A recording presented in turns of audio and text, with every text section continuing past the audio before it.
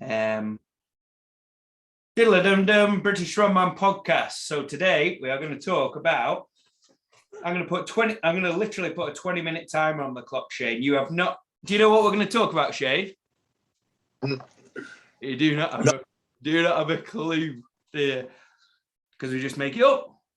So I'm literally going to put a 20-minute timer on, and then we're going to talk about a deadlift peak or programming or whatever. We'll do like a little bit of a case. 20 minutes to start. We're going to talk about deadlift programming, and let's talk about this imaginary kind of, like, say, imagine we've got a 12-week block that we're peaking for a comp. Let's talk about strongman specifically, right? Because I saw a really good post the other day. Forgotten his name. Is it Lee Shaw? I saw an Australian dude. Pardon? Yeah. Aussie guy. He's called Strongman Way. Is it? No, that's somebody. That's another Aussie dude.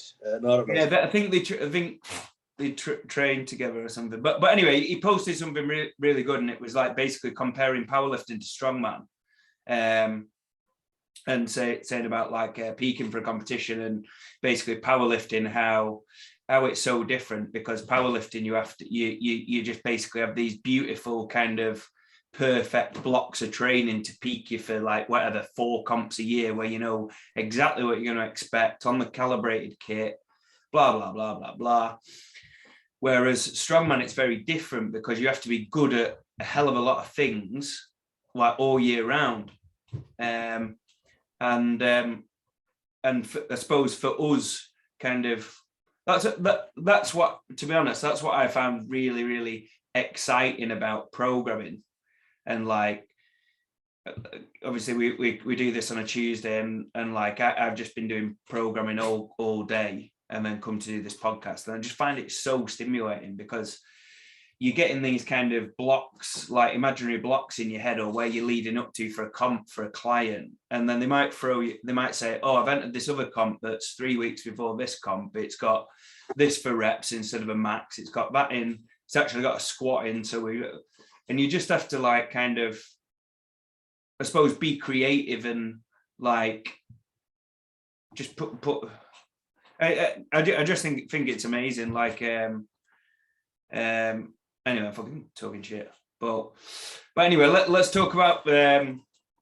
So I've touched on why it's actually like so difficult. Not difficult, but like you could get 10 really good strongman coaches or programmers or whatever that are really good, and compare the kind of the processes for like a 12-week block or an 8-week block, and they just be completely different. But like we say all the time, like it's really interesting having a look at different angles, and because there's so many ways that you can be successful, isn't there? But what are the main principles you think, Shane? Like if you had to sum it up in like 20 seconds, what would be the most important thing to think of for your deadlift, for peaking for a deadlift event in strongman? For peaking it, well, peaking's the easiest thing in the world. So I don't really think that peaking, I don't know, it's just peaking a lift. It's peaking a lift's the shortest phase that you do. It's the most specific, and it's easy. Like, you know, it's not really not really much to say it, to be honest with you. I think that well, come on then. Like I'm a novice strongman listening to this, and I'm looking at getting my my PB's 210, and I've got 200 for reps coming up in comp that's 12 weeks away or whatever. I wouldn't class the 12 peak, you see, because I would class that as 2 blocks. I would class that as accumulation. And yeah, all right. Well, tell us about the phase. Tell about the phases, 2-3 phases, whatever. Like what could you do?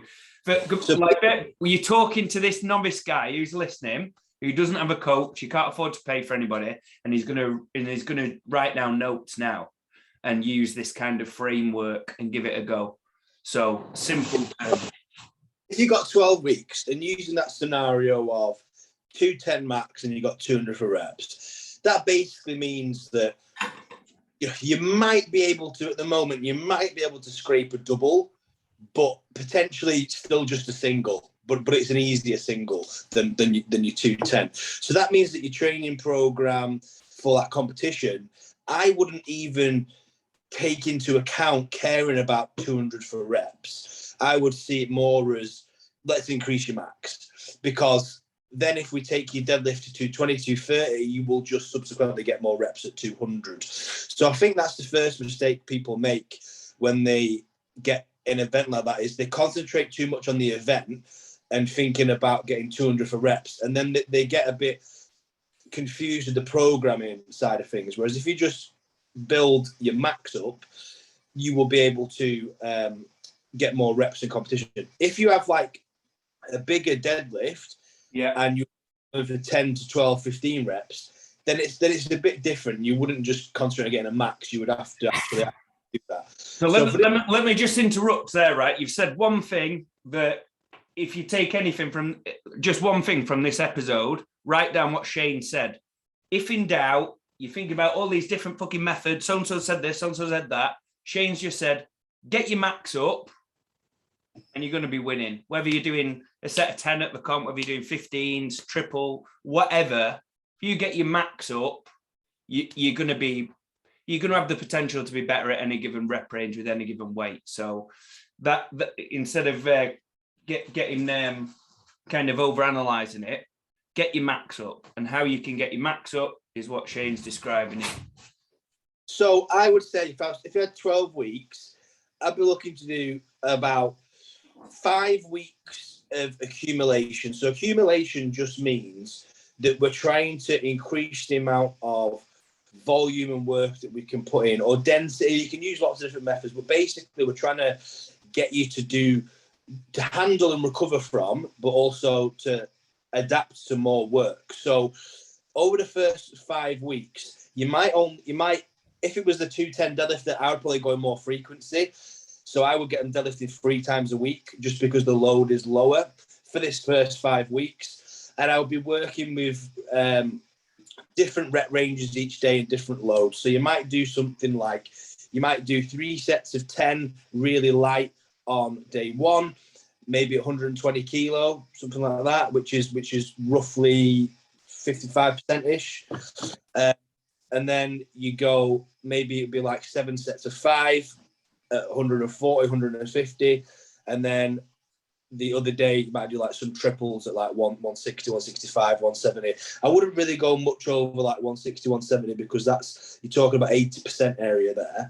And then what I would do is, for this lift area that we're describing, nothing fancy, just use some linear progressions for 5 weeks and get them up to the point where they're deadlifting 3 days a week, high volume, maybe the last set of 10 by 3, maybe the end at like 180 kilos, something like that, for the heaviest session of this accumulation block. So it still gets pretty heavy.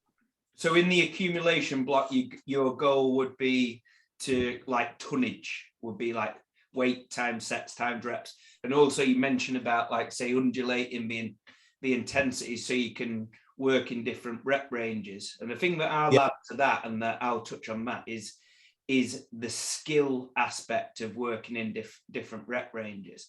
Like, if you get your strength up, like Shane said before, like your potential at any given rep range is obviously going to be higher. So that's the most important thing. But what I think some people like kind of overlook is like, say for instance, like you said before, they've got a weight coming up where they're doing, say for instance, let's say the North qualifier, you've got 260 for reps, for instance.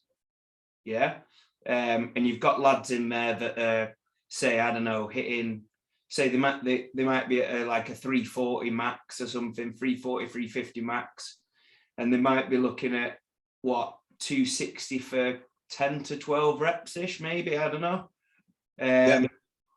So like, I think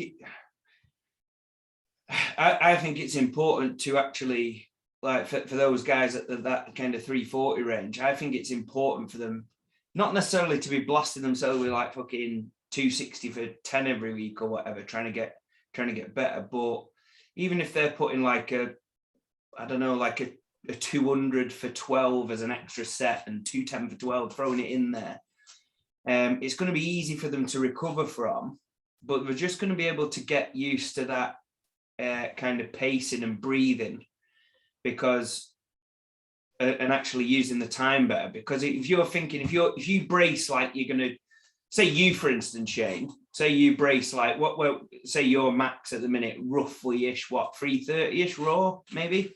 Yeah, around there, yeah. Yeah, so if you're doing a 240 for reps, where you might be aiming for, I don't know, for 12 reps, isn't it? 12 to 15 reps, maybe, I don't know. And you go and hit that first couple of reps at 240 and you're bracing like it's 360, you might get like 5 or 6, 7 deep, and you're like, fuck me, I'm actually feeling fatigued there. You can't possibly brace. You're 30 seconds into that. You can't possibly brace as much as you do on the first two. And then therefore those like 7, 8 onwards is becoming a real grind. Do you understand what I mean? Whereas actually, if you get used to kind of bracing sub-maximally and just doing enough and maintaining the kind of brace that you're going to be able to maintain pretty much 50 seconds deep, like there's a skill element to it, isn't it? A lot of people say, oh, I need to build up my cardio or whatever, and it's like, and I think the most, because I'm training Mr. Magoo for that 260 for reps that you're on about, and he's a good example. Is the near form puller. So he's been doing like, I had him do 220, I think it was. 180 for 2 sets of 20. Yeah. 200 for 15.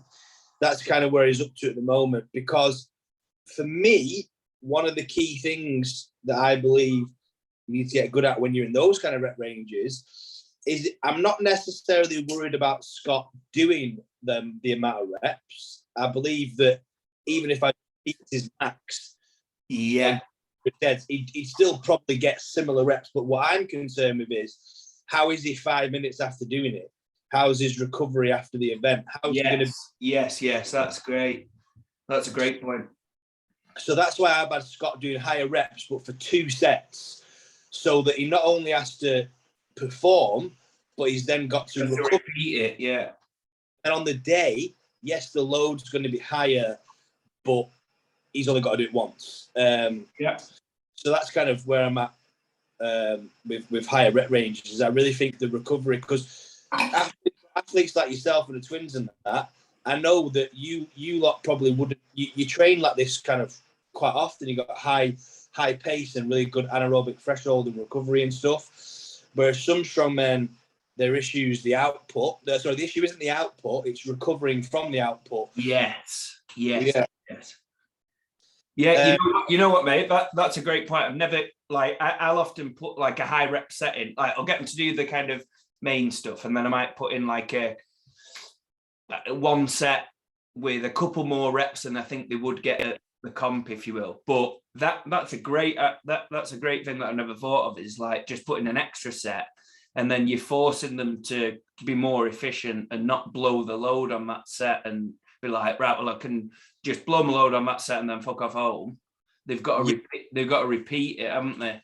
Which, like you say, is and by the way, what you've just said about the principle, that's something I pride myself on as a coach. You know, like we said last week about I can't remember. We said something about, it was about recovery or whatever, and saying how it's both so important to us, but we treat it in different ways, but we get to the same result. But yeah, that's one of my principles that I pride myself on, is like one of my big things is getting somebody to a comp, regardless of how somebody does at a comp. Like, I know the likelihood is that they're going to finish it and do about as well as they can do. Do you know what I mean? And I don't want to fucking tempt fate here, but like I think that's a trainable thing, that getting people to a comp, and people actually finish the comp and then they feel like, oh fucking hell, that was like an easy event session. Do you know what I mean? Yeah, 100%. And then the straight into the next training block the day after, or whatever. Going back to this thing though. Go on. So 5 weeks accumulation, let's say they end at 10 by 80. Yeah. Then I would deload them that next week because you don't really want to do 12 weeks straight. You know what I mean? Yeah. Most people handle that. So we'll finish the accumulation, take a deload week where I'll probably get them to pull twice a week for speed. And then after that, you'd have another 5 weeks and a deload till you comp. And then I would get a little more specific. I would drop to deadlifting twice a week probably at this point, because you're probably going to need to train your other events and stuff as well, take as much priority as just the deadlift. So I'd drop the frequency back. I would stay heavy one day where they pick a variation that they're really shit at, just to hit a weak point.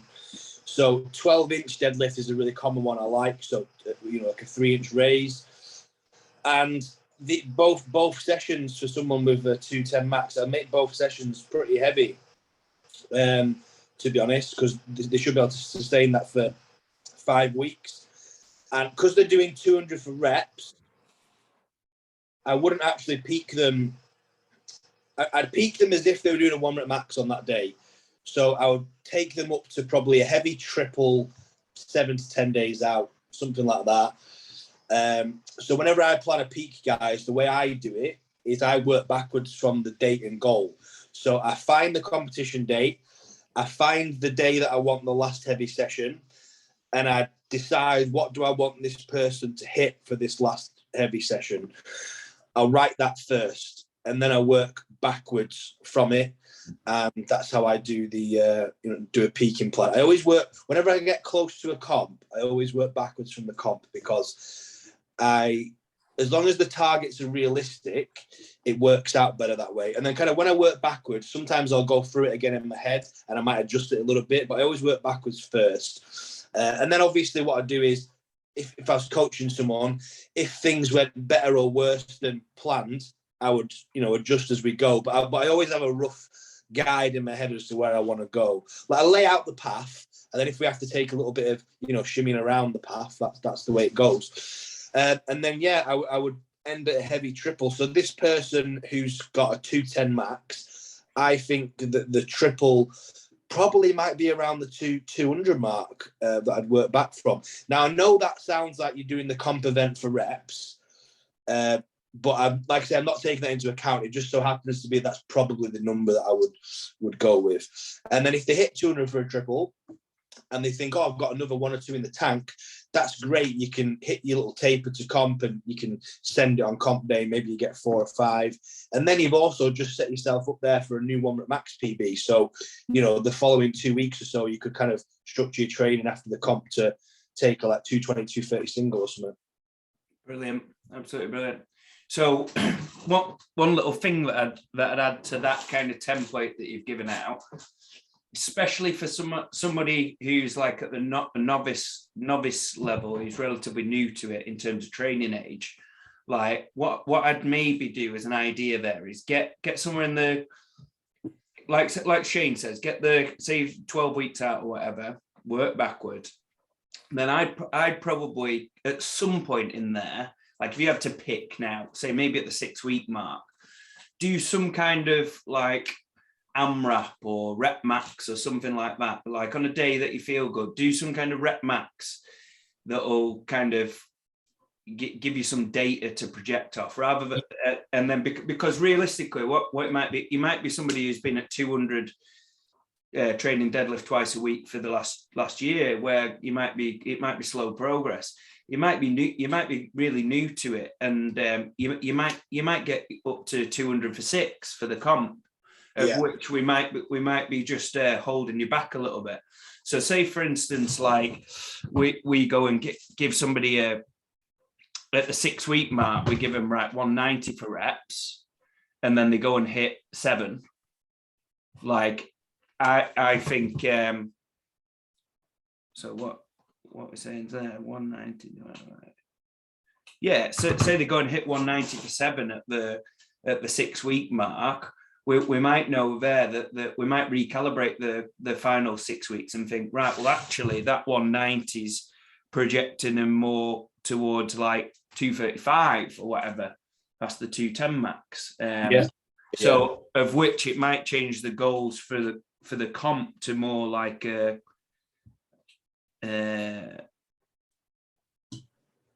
what would it be? 200. Say like it might you might be looking at more like 6 reps there, 5 or 6 reps, pushing towards 5 or 6 reps for that final 6 weeks rather than ending on a triple. So I think adding in like, and it doesn't need to be max out. It doesn't need to be max out. You could give yourself like a max within constraint. You know, like some people use like RPE, some people use reps in reserve or whatever. But just something that you know that you can recover from. So it might keeping it in layman's terms. It might be do like a max where before you start, your technique starts to go to shit. Where you get to that point where you feel like, oh, I could grind another rep out, but I'm going to be hitching or something like that. Say like build up to your 3 rep max at the 6 week point with a smooth lockout, something like that. A constraint that's going to be. What you could do is, if you've done this accumulation phase for 5 weeks, let's say that heavier session is 10 by 3 as the example. When it comes to the last session of your accumulation, instead of doing 10 by 3, you could do, like Josh said, an AMRAP that has 1 rep left bank or whatever you want to do. Yeah. Then when you do your deload, before you write your peak, you've got that data there, like you said, haven't you? Like, oh, I got a massive rep PB at 180, 190 kilo, whatever it'll be. So then you kind of know, like you say, what you're working with. Yeah. Before you write your peak. Just because I think doing it that way, you've got your full peak left then to write perfectly around your current strength level. And you can, like you say, like you said, you get more database, don't you? You've got a more accurate representation of what you're going to be able to do. So, because really as a coach, you look at this is I suppose like why me and you make a living out of like coaching and actually providing feedback. Like if it was just fucking 12 week plans, like you could write, there's millions there's loads on the internet that you can print off, 12-week block or whatever, go and do it. But realistically, it doesn't account for all these things that kind of undulate in everyday life and whatnot. But one of those things is like if somebody writes in their feedback, you might say something, Shane, like say 3 sets of 5, add weight. We'll start at 60%, add weight for 2 more sets of 5. Yeah.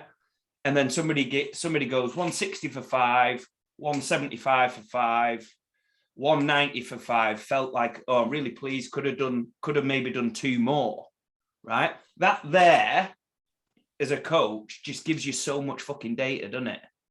You know what I mean? That's like, especially I've got someone doing volume, and I'm looking at like this is a little easier than I was expecting, and I'm like in my head, I'm like, I don't know where they're at.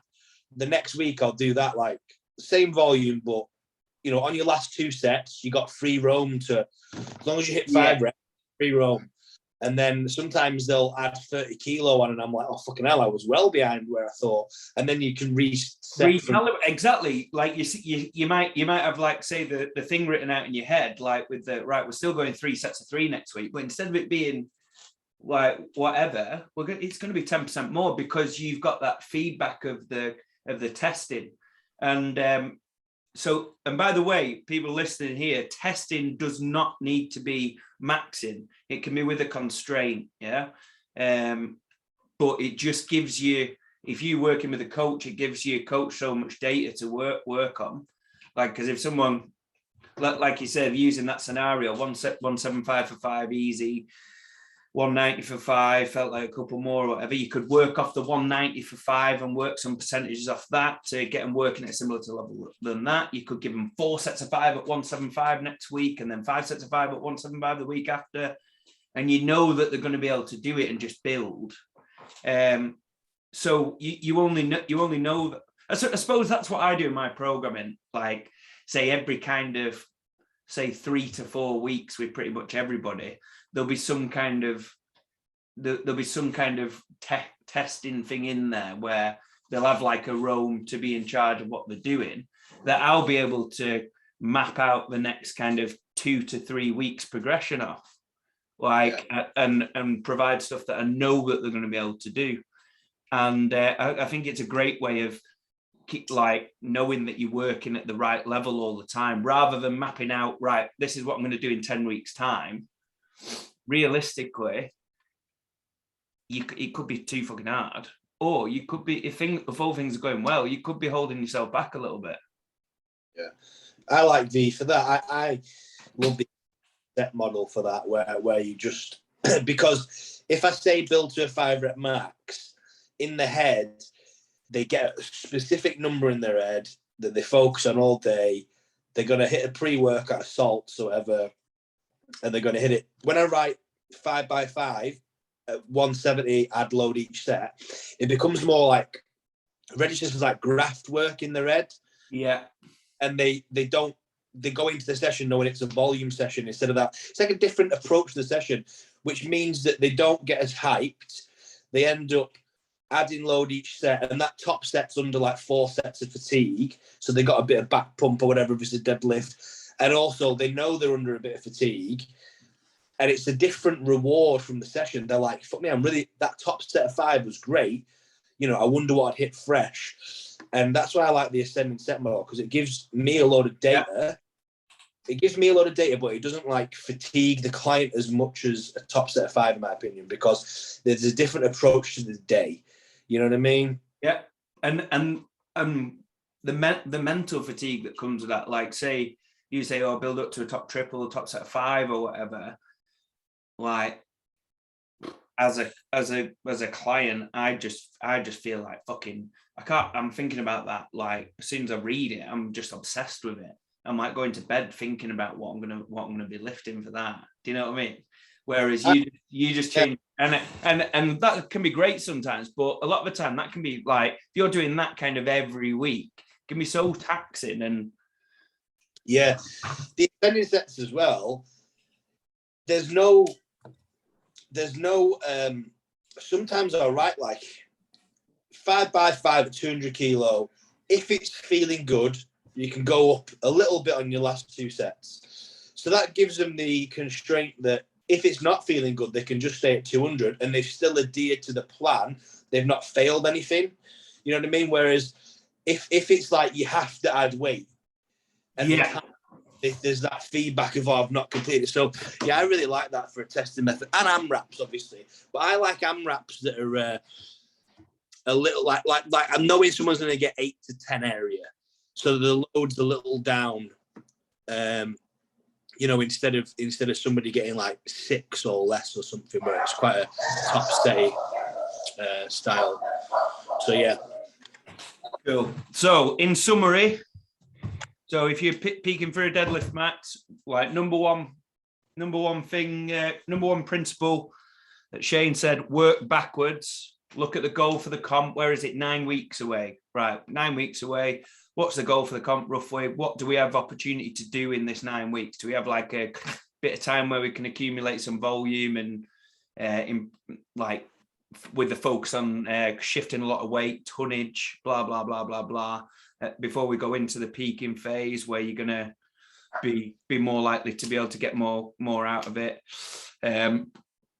If in doubt, if all this has just like confused you, if in doubt, build your max and just aim to get your max up over the next 12 weeks, and whatever rep range you work at, you're going to have more potential if you build your max. Yeah. And again, if you're still confused, get in touch, get a coach, go to Shane's website, fill in the application form, blah, blah, blah, blah, get in touch with me, whatever, and get somebody to take the thinking out of you. But we're giving you information there that people can go and apply and crack on. And don't be afraid of like say, oh, you have to stick to so and so's method. Like, if you look at the last, like say last 10 deadlift kind of 10-week programs for somebody who's done really well at a deadlift, Shane, like they're all going to be fucking completely different, aren't they? Yeah, I mean, as long as the principles are there that we know, then the actual way that you write it, the way you have to do it, like you could do a deadlift block with EMOMs, you know what I mean? Like, yeah. And it would work fine, you know. Well, I have phases like that. So it's one of those things where it doesn't have, as long as you're accumulating volume and recovering and you increasing your tonnage, then you've done an accumulation phase. You know what I mean? Yeah.